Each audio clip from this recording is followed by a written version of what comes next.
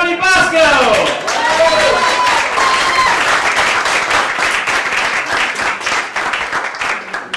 Good evening, ladies and gentlemen. Good evening. Good evening. Morning. I would like to talk to you about what to expect when you decide to work past the so-called retirement age, and you're still working in your 70s, and you know you're losing it a little bit, but you don't want your boss to know. I'm still working. I'm in dentistry, and as long as people have gums and teeth, my job is secure. If I have a senior moment up here, you know. Anyway, one day the lights went out in the office, and I wanted to show the doctor that I was still in charge. So I says, don't worry. I said, I'm going to call the super to see if the lights went out in the entire office, in the entire building. I couldn't get a dial tone. I said, oh, doctor, you know what, even the phones are out. And he says, you're talking to the state one. One day the receptionist was late, and I happened to be at the desk when the doctor called. And I heard him like coughing, because he used to get nervous when I was at the desk. And he says, anything new? So I says, no, it's quiet. I says, UPS was here, and I sent back the package that was by the desk. I could hear him choking. He says, that package came in last night. I was waiting for those instruments for 6 months, and I sent them back.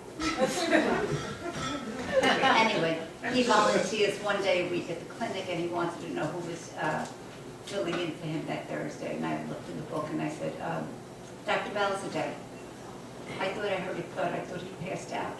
In the meantime, the secretary walked in. She said, what's going on? I said, the doctor is here. The doctor was on the phone, and I told him that Dr. Balzaday was filling in for him. She was Dr. Balzaday. I said, yes, that's what it says in the book. You know, she pushed me aside like, you idiot, get away from me. And I hear her on the phone, no, doctor, you're in. And she hung up. She said, what did you tell him? I said, I told him what was written on top of the page, Dr. Balzaday. She said, we do not have a Dr. Balzaday. I said, oh no, you do have a Dr. Balzaday. That's what it says. She says, it says, Dr. B is in all day.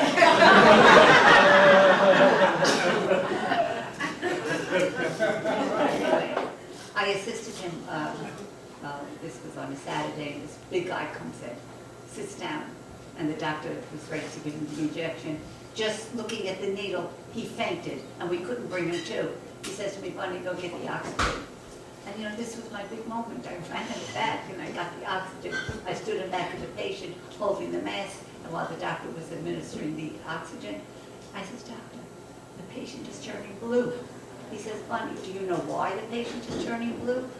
I said, no. He says, release his nostrils.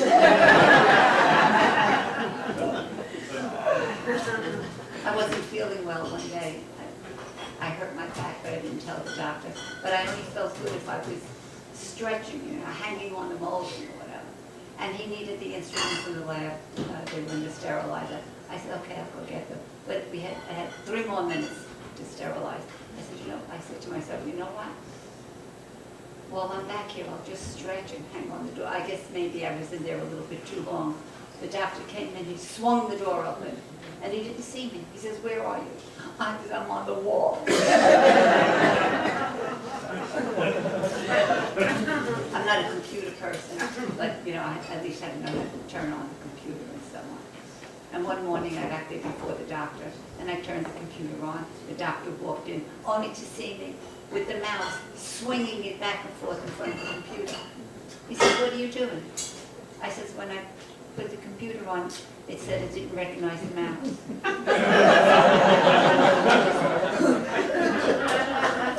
Later on that day, he came to the desk with the patient because she had to make an appointment.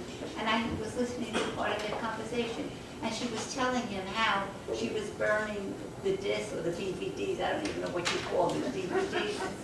And I just cut her right off. I said, you know, that's really sad. You have people out there that can't afford to buy a DVD, and you're burning them when you could be giving them away. And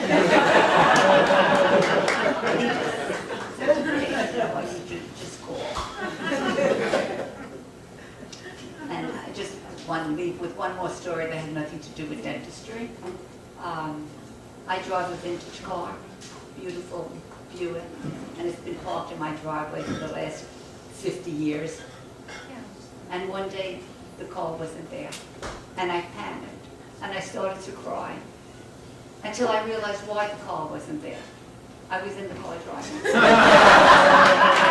I thank you for being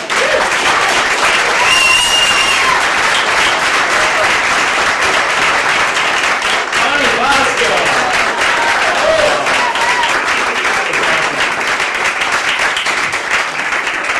Bonnie, what do you mean you're not with technology? You have a disposable camera. I think you're up for the times.